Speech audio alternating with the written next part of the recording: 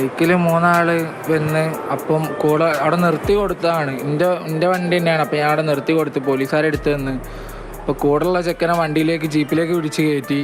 അപ്പോൾ ആ കൂടെയുള്ള ചെറിയൊരു ചെക്കൻ ഉണ്ടായിരുന്നു കൂടെ, അനിയൻ്റെ വേള ഓന് ഓടി പേടിച്ചിട്ട് വണ്ടി ഓനുമായിട്ട് വന്നാലേ ഓനെ വിട്ടുതരുള്ളൂ പറഞ്ഞ്. അപ്പോൾ സാറിൻ്റെ അടുത്ത് പോയി പറയാച്ചിട്ട് ഞാൻ സാറേ ട്രിപ്പിൾ എടുത്തതല്ലേ ഫൈന് അടയ്ക്കാന്നുള്ളതിന് ഞാൻ അവിടെ പോയി കേസൊന്നും ആക്കല്ല അങ്ങനെ ഇങ്ങനെയൊക്കെ പറഞ്ഞപ്പോഴത്തേക്ക് പോലും പറഞ്ഞു ഈ അവിടെ നിൽക്കിപ്പോൾ വരാറിന് ഒരു വടി എടുത്ത് വന്നിട്ട് എന്നെ അടിക്കുകയാണ് ചെയ്തത്. തലക്കും മേത്തും കയ്യിലും ഈ കൈ അടിച്ച് പൊട്ടണ വരെ ഈ കൈക്ക് അടിക്കുകയാണ് ചെയ്തത്. ഇവിടെ അടിച്ചത് അവിടെ അടിച്ചത് അതിൻ്റെ ബാക്കിയത് അങ്ങോട്ടുണ്ട്. കഴുത്തിൻ്റെ അവിടെ, തലേൻ്റെ ബാക്കിൽ പട്ടിക വെച്ചിട്ട് അടിക്കരുത്, ആ മൂക്കിൻ്റെ അവിടെ.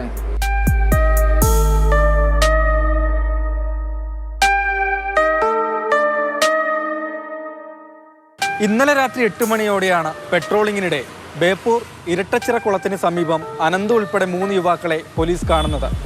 പോലീസിനെ കണ്ടയുടൻ കൂട്ടത്തിലൊരാൾ ഓടി. ഇയാളെയും കൂട്ടി സ്റ്റേഷനിലേക്ക് വരണമെന്നാണ് അനന്തുവിനോട് പോലീസ് ആവശ്യപ്പെട്ടത്.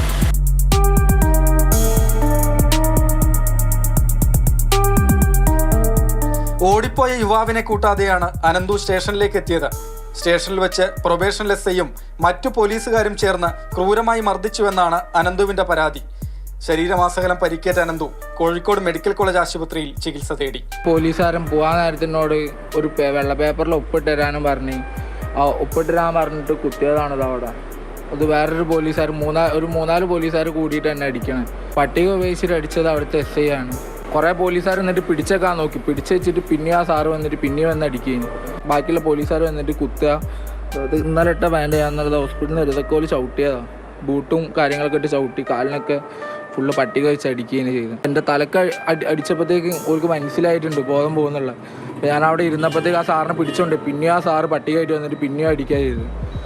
അത് കഴിഞ്ഞ് വന്നിട്ട് ഒന്ന് നേരെ നിന്നപ്പോഴാണ് പിന്നെയും വന്നിട്ട് മുഖത്തൊക്കെ കുത്തി സൈഡിലേക്ക് വന്ന് ചുരുണ്ടുകൂടി ഇങ്ങനെ ഇരുന്നപ്പോൾ സാറ് പറഞ്ഞു വേഗം പോയി ഒപ്പിട്ട് കൊടുക്ക്, എന്നാൽ എന്നെ വിടാം, എന്നിട്ട് നാളെ ഈ രാവിലെ 10 മണിക്ക് ഇവിടെ ഇങ്ങോട്ട് വരണോ അങ്ങനെയൊക്കെ പറഞ്ഞിട്ട് എന്നെ വിടുക ചെയ്തു.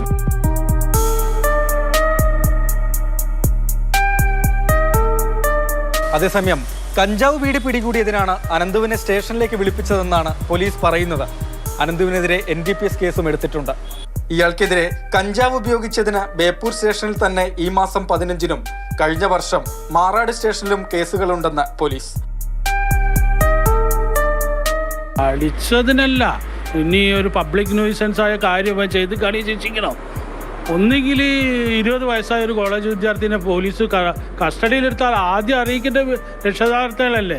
ഈ അടിച്ച ഈ പോലീസുകാരനും അച്ഛനും അമ്മയും ഇതൊക്കെ ഉണ്ടാവില്ല. അവനെ ഒപ്പം പ്രൊഫഷനിൽ കയറിയിട്ടല്ലേ ഉള്ളൂ. അങ്ങനെ ചെയ്യാൻ പറ്റുമോ? ഇന്ന് നമ്മുടെ മുഖ്യമന്ത്രി തന്നെ ഒരുപാട് പ്രാവശ്യം പറഞ്ഞതാണ്, ഒരുപാട് ക്രിമിനൽസ് ഇല്ലെങ്കിലും ചില്ലറ ശതമാനം ക്രിമിനൽസ് പോലീസ് കയറി. അതിലൊരു വ്യക്തിയാണ് ഈ ധനേഷ്. ഓൻ്റെ തൊപ്പി അഴിച്ചു വെക്കാൻ വേണ്ടിയിട്ട് ഏതറ്റം വരെ ഞങ്ങൾ പോകും. ക്യാമറ ഇല്ലാത്ത റൂമുണ്ട് ഓല അവിടെ നിന്ന് തന്നെ പറയലുണ്ട്, ക്യാമറ ഇല്ലാത്ത റൂമുണ്ട് ഇവിടെ ഉണ്ട് എന്നൊക്കെ ഇങ്ങനെ പറയലുണ്ട്. പക്ഷെ ഇന്നെ കൊണ്ടായത് നേരെ കയറി വന്ന് CIൻ്റെ റൂം കഴിഞ്ഞ് എൻ്റെ തൊട്ട് സൈഡിലുള്ള ഒരു ചെറിയ റൂമുണ്ട്, അതിൻ്റെ ഉള്ളിലിട്ടിട്ടാണ് എന്നെ അടിച്ച്. കൂട്ടമായിട്ടാണ് അടിച്ച്, കുറേ പോലീസുകാർ കൂടിയിട്ട് അടിച്ച്. ഞാൻ ഈ ഭാഗത്ത് അടിയിട്ട് ഞാൻ അങ്ങനെ പോലീസുകാരനെ ആ വടി പിടിച്ച് വെച്ചപ്പോൾ ബാക്കിയുള്ള പോലീസുകാരും കൂടി കയറി വന്ന് അടിക്കുകയാണ് ചെയ്തത്.